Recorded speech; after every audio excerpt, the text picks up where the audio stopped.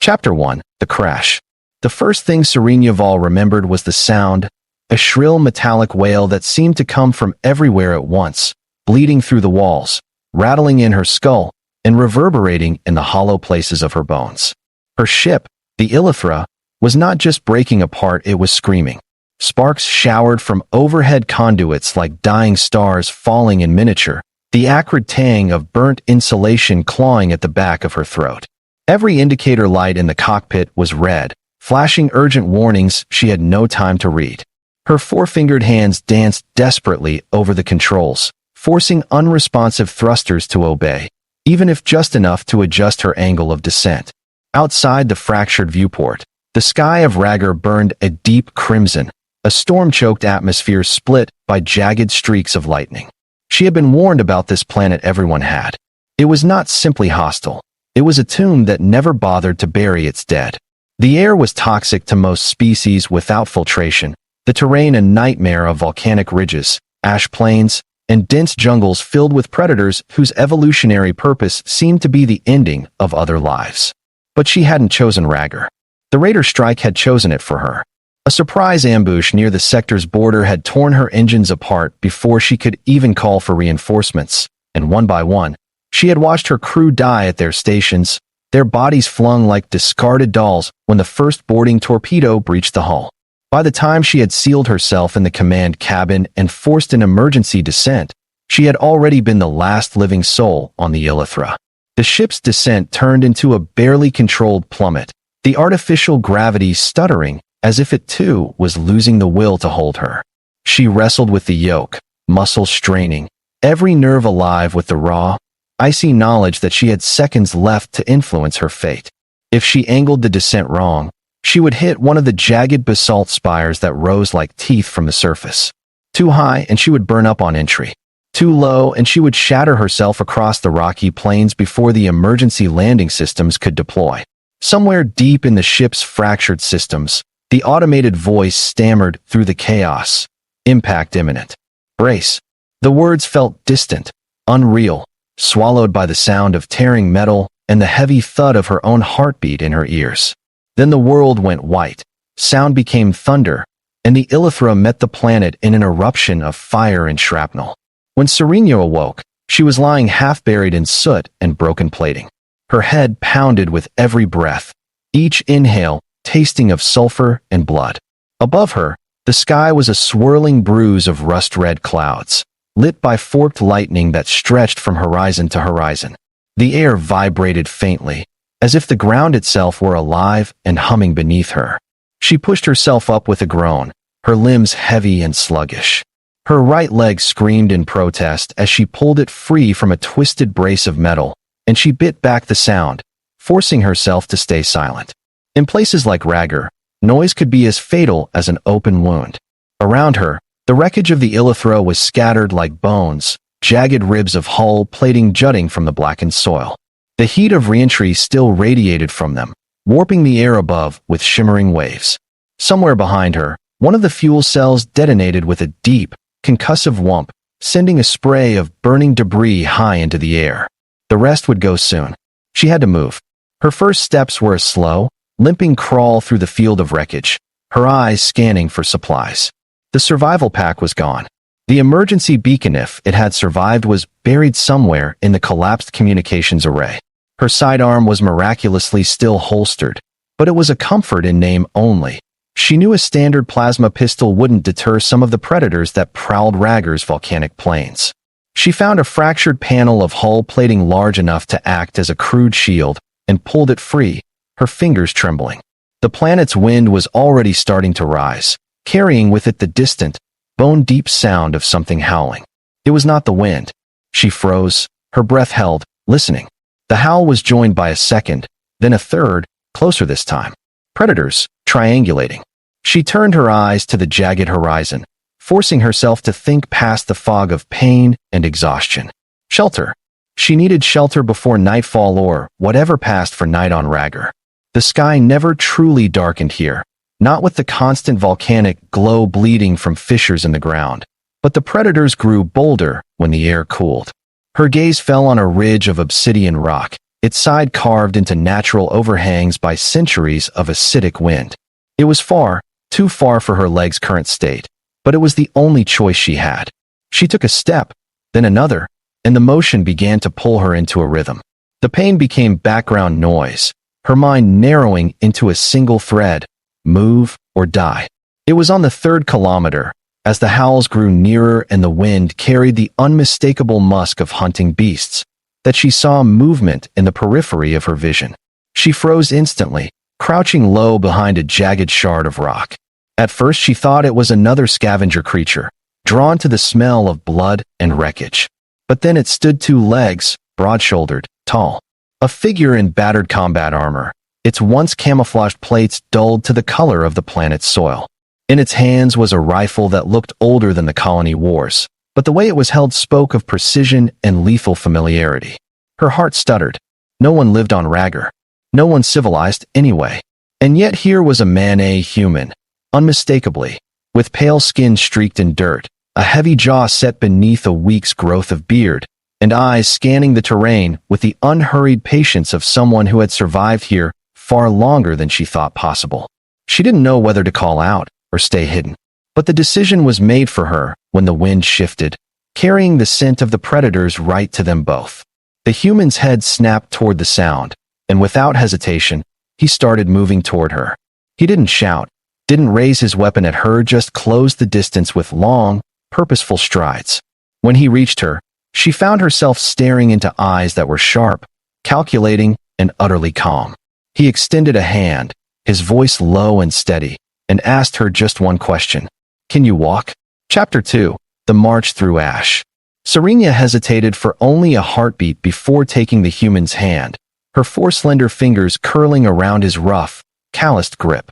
It was a strange sensation, solid, steady, and warm in a world that until moments ago had felt like a hostile void. His pull was firm but not forceful, a silent promise that whatever else was coming, she would not face it alone. They moved quickly, her limp making each step a trial, but the human adjusted his pace without slowing their progress. The obsidian ridge she had seen earlier was no longer just a distant landmark, it was now their goal, and he seemed to know exactly which jagged gullies and ash dunes would lead them there fastest. The wind screamed through the sharp formations, carrying with it fine black grit that clung to skin, armor, and lungs alike. Every so often, the sky above would flash in white-blue arcs of lightning, revealing the shadowy outlines of the predators keeping pace in the distance, their low-slung bodies darting between rocky cover. The human's rifle came up once, twice, each time producing a sharp phut rather than the crack of a modern plasma weapon. The rounds he fired were solid projectiles, ancient tech by galactic standards, but they struck with brutal finality.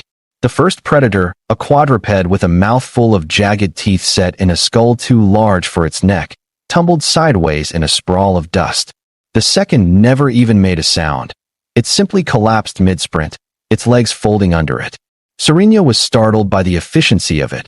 By the way, he didn't even stop moving to confirm the kills. Every movement he made had the economy of someone who had done this far too many times, someone for whom every wasted second had once cost lives. She realized with a cold weight settling in her chest that this man, this human, was a veteran, and not the polished parade kind. This was a survivor of dirty wars, the sort fought in places no one returned from except in stories or nightmares.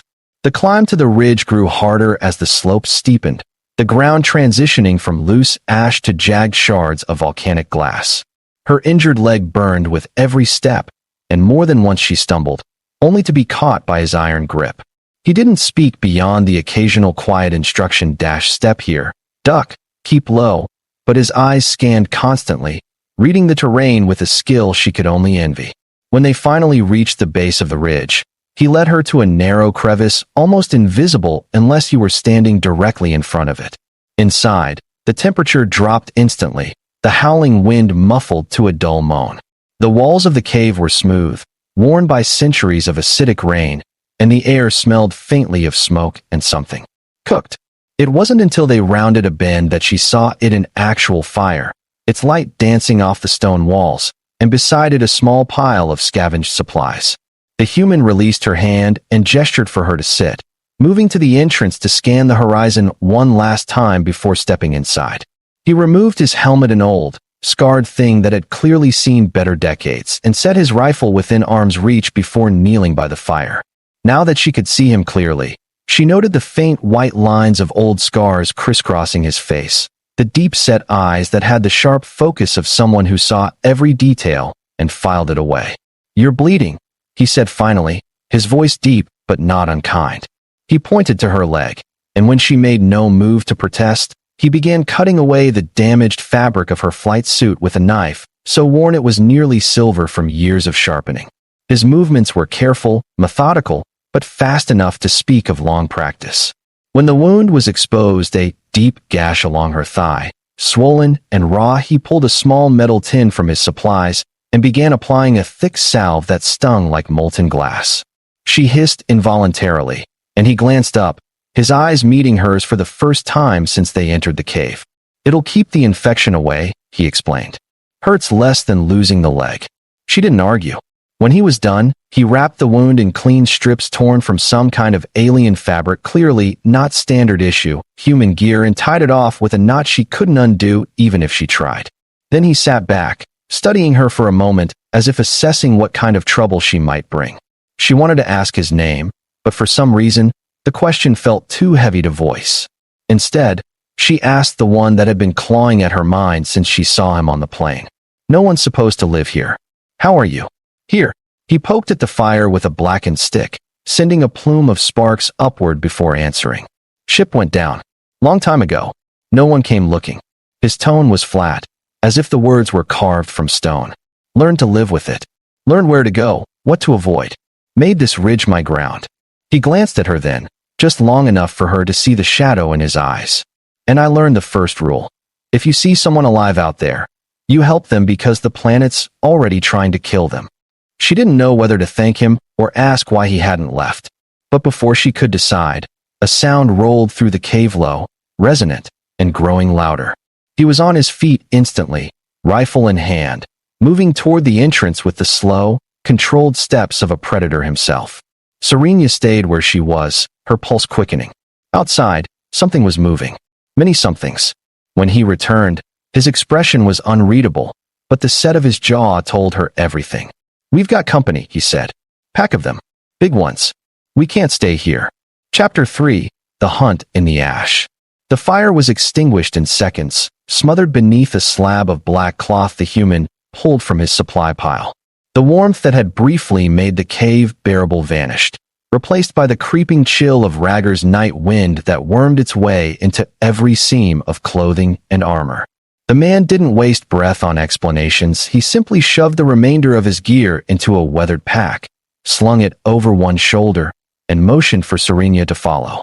The faint tremor in the ground was growing, accompanied now by a wet, clicking sound that echoed unervingly through the stone walls.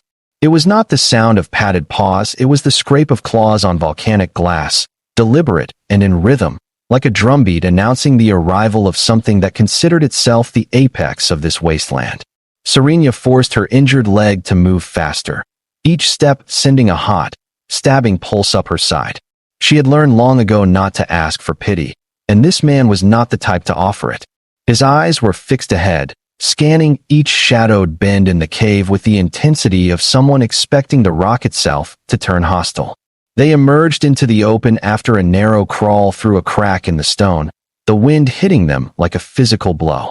The ash plains stretched out in every direction, but instead of heading toward the relative safety of the distant mountains, the human angled toward a region where jagged stone pillars rose like ancient tombstones from the earth.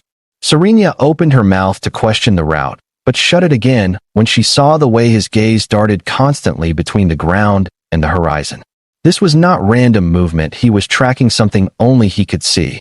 The sound of pursuit was no longer distant.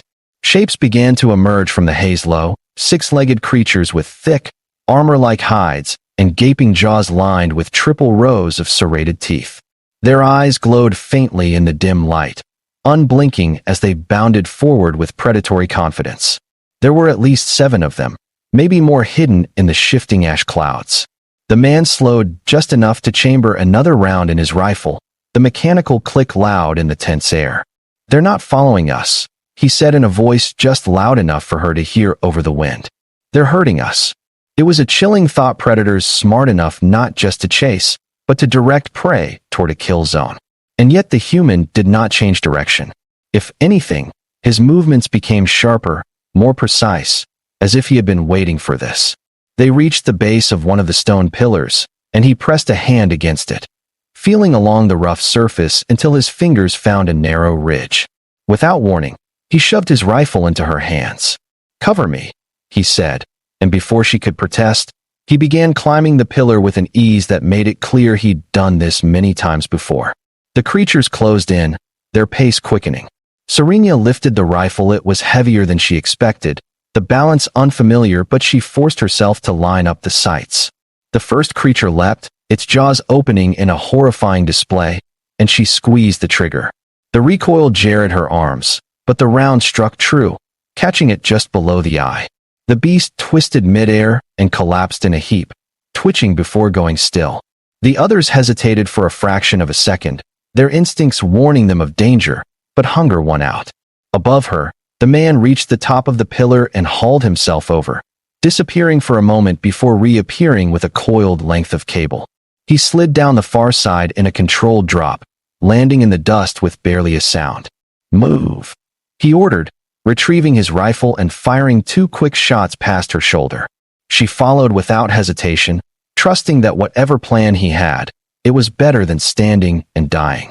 They led the pack deeper into the stone forest, weaving between towering spires until Serena lost all sense of direction. The creatures followed relentlessly, their numbers slowly thinning as the man's rifle barked again and again.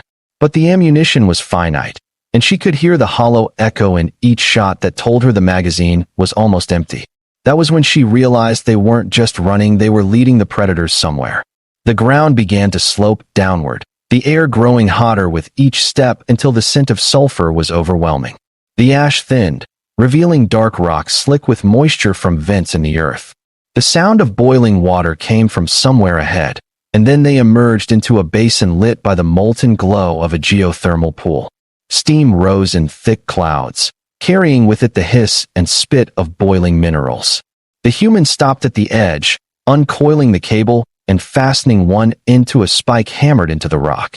Serena frowned, not understanding until the first of the beasts lunged.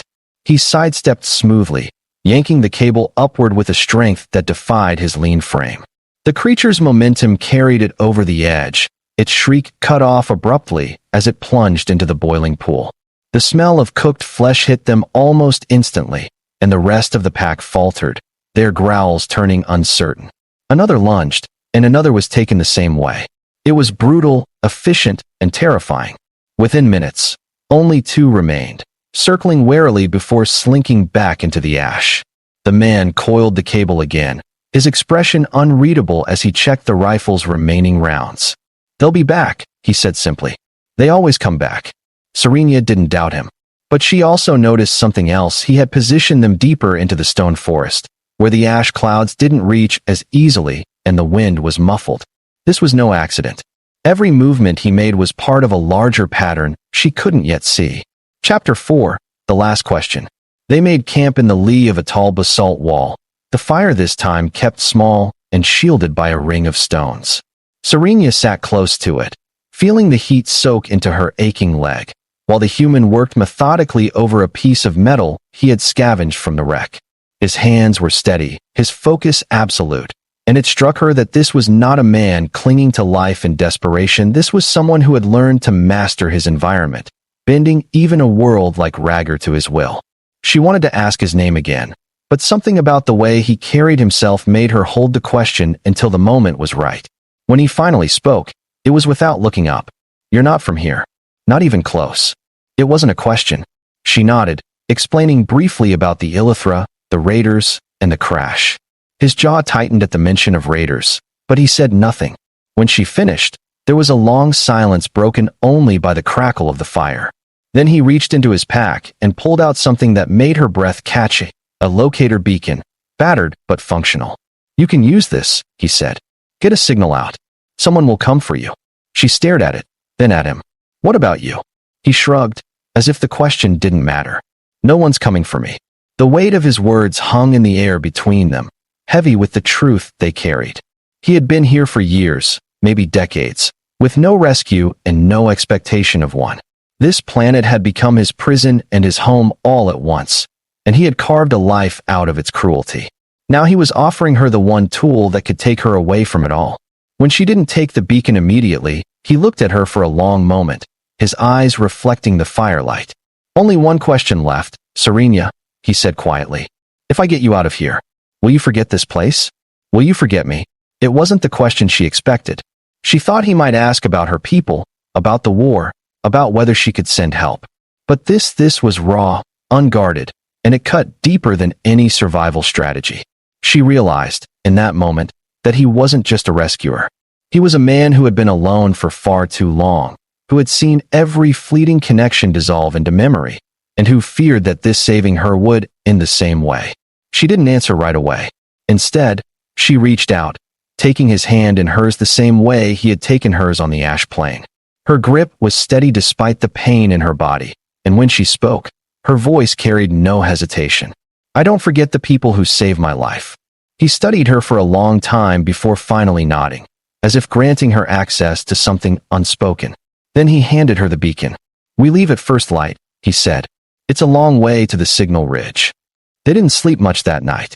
The predators circled at the edge of the stone forest, their eyes glinting faintly in the dark, but none dared approach the fire. Serenia kept watch alongside him, listening to the rhythm of the wind and the distant rumble of volcanic vents. And as the first light of Raggar's strange dawn broke across the horizon, she knew one thing with absolute certainty.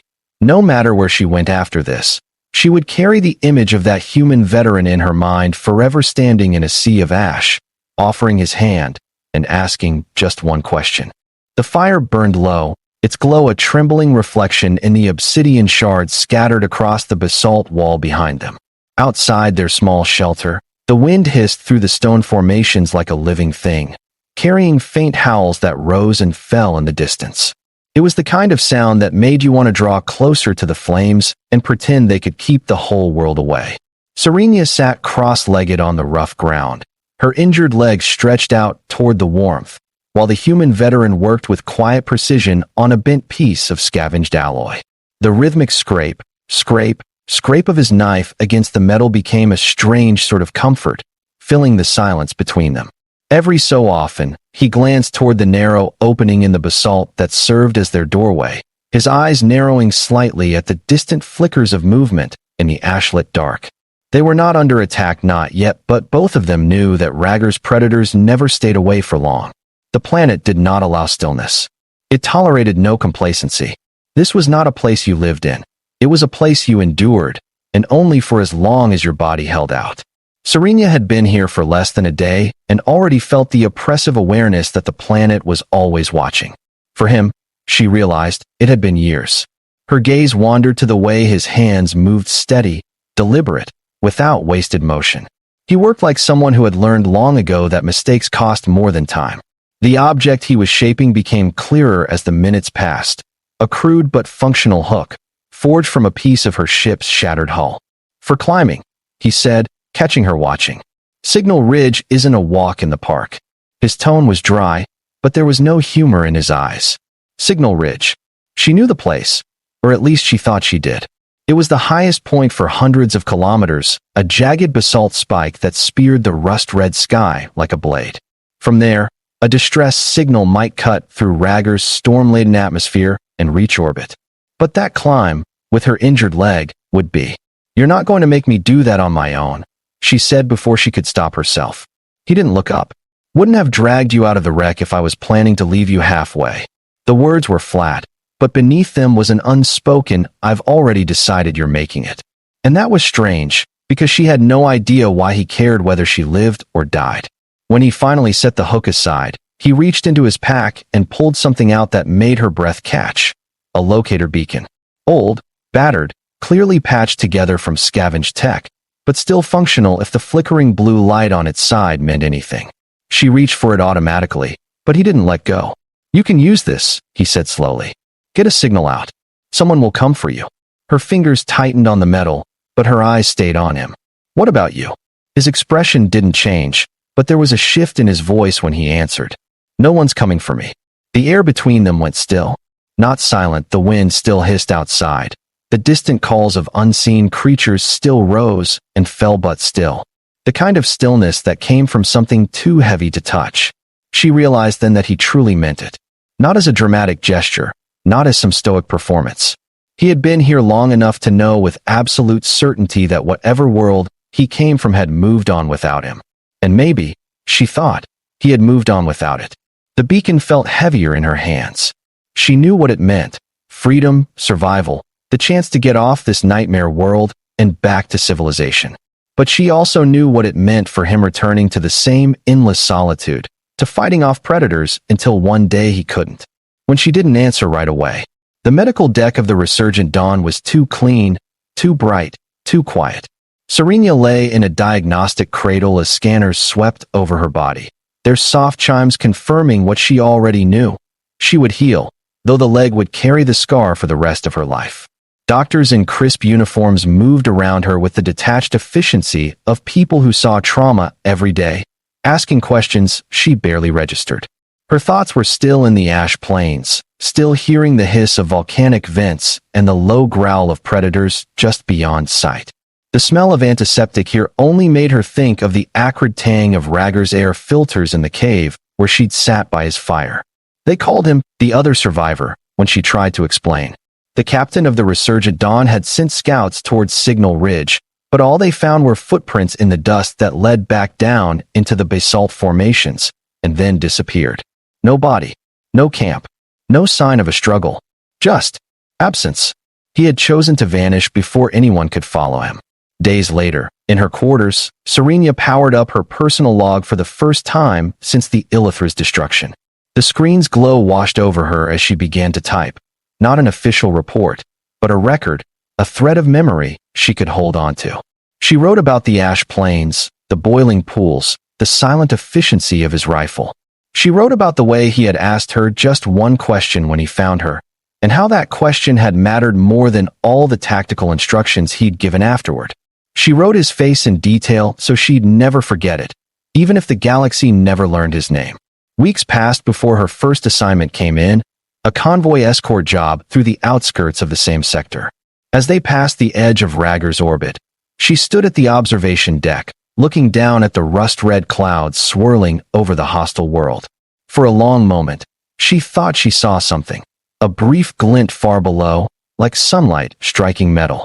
Then it was gone, swallowed by the planet's storms. Maybe it was nothing. Maybe it was him, still watching, still surviving. She pressed her palm against the viewport, the cold biting at her skin, and whispered to the storm-wrapped planet, "I haven't forgotten." And though the wind could not carry her words through vacuum, she felt, somehow, that he heard them. The rescue ship did not come like a miracle. It came like an intrusion. Serena was dozing in the thin, bitter air of the ridge's summit when the first vibration reached her, a low, thrumming pulse that seemed to come up through the basalt itself. At first she thought it was the wind playing tricks on her exhaustion-dulled senses, but then the sound deepened, took on a rhythm, and she knew. She forced herself upright, blinking grit from her eyes. The beacon's light still pulsed beside her, a fragile thread tying her to the possibility of another life. The human veteran was gone. She hadn't seen him leave. One moment, he had been a quiet shadow near the edge of the ridge, eyes on the shifting ash clouds far below. The next, he was simply absent, as though the wind had taken him. She hadn't called out. Something about the way he moved, or didn't move, told her it had been intentional. This had been his decision long before she climbed the ridge. The rescue vessel broke through the storm layer like a blade through water, its hull gleaming with the sheen of modern alloys she hadn't seen in what felt like a lifetime. For a moment, she hated it, hated the polished, sterile lines that looked out of place against Ragger's jagged violence. Then the docking skiff descended, its repulsors kicking up a whirlwind of ash that stung her eyes and throat. She stood anyway, bracing herself against the gust, letting the grit pelt her skin until the skiff's side door hissed open. Voices. Human voices. Not his, but still something that hit her with unexpected force. Hands reached for her, pulling her inside. The airlock's seal clamped shut, and she felt the rush of clean, filtered oxygen hit her lungs. It made her dizzy.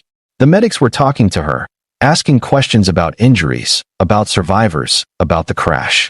She tried to answer, but every time she formed the word him, her voice caught. They heard human and assumed she meant herself. From the viewport, the ridge shrank into the distance, swallowed by the storm. She kept her eyes on it until it vanished entirely. She woke in a white room aboard the resurgent dawn, wrapped in clean sheets that smelled faintly of sterilizing agents. The hum of the ship's engines was steady, almost hypnotic after the erratic, nerve-jangling noises of Ragger. A med drone hovered near her bed, scanning the bandaged length of her leg with a pale blue beam. "You were in bad shape when we found you," the attending medic said. A human woman with dark hair pulled into a severe knot. "We stabilized your leg, treated the infection. You're going to heal, though I'd advise against extended physical strain for the next few weeks." Serenia nodded mutely, her mind still half on the basalt ridge. "There was someone else," she said finally. "Another human." The medic glanced at her tablet. "We logged your statement from the skiff. Search teams swept the ridge perimeter before departure. No heat signatures, no life signs." She paused, not unkindly. "Sometimes, we see things differently under stress." Serenia's jaw tightened. "I wasn't hallucinating." The medic didn't argue. She simply checked the wound dressing, adjusted the med drone's parameters, and left her alone with the quiet. Days blurred into one another. Her strength returned faster than the doctors predicted, the stubborn drive that had carried her through Ragger's ash plains refusing to let her linger in weakness. Yet with every regained step, she felt the ache of unfinished business. She filed official reports about the crash, the raider attack, and the wreckage. But her account of the man, his survival, his knowledge of the land, his help, was met with skepticism at best and polite nods at worst. She cornered the ship's captain in the mess one cycle, catching him between shifts. "You have to send another team down," she said. "He's still there." Captain Drayskin was a broad man with the worn look of someone who had seen too many impossible requests. He listened, which she appreciated, but his expression didn't change. "Lieutenant, Ragger's a hostile quarantine zone. Rescue operations there are limited to confirmed survivors. Without a live signal, there's no justification for risking another crew." "I'm sorry, you think he wants to be found? That's why you didn't see him." "Maybe. But if that's true, chasing him will just get more people killed." Drayskin rose, offering a respectful nod before heading for the bridge. "Some people choose their exile." She wanted to shout after him that it wasn't exile, that it was survival, but she knew he wouldn't hear it the way she meant it. Her leg was almost fully healed by the time the resurgent dawn prepared to leave Ragger's sector. The route would take them near the planet one last time before they jumped to safer territory. Serenia found herself on the observation deck as the storm-wrapped world rotated slowly below, its rust-colored clouds swirling endlessly over the jagged scars of its surface. She told herself she was just looking, but her eyes searched the land with a quiet desperation she couldn't hide. Then, just as the ship began to adjust its trajectory, she saw it. A glint. Brief, sharp, unmistakable. It came from the basalt ridge. It was gone almost instantly, swallowed by the roiling cloud cover. No one else on the deck seemed to notice. Her heart pounded in her chest, and without thinking, she pressed her palm against the viewport, the cold seeping into her skin. "I haven't forgotten," she whispered. No one could hear her through the glass, and Ragger couldn't hear anything through vacuum. But deep in her bones, she felt something answer, not in words, but in the simple certainty that he was still there. Watching. Surviving.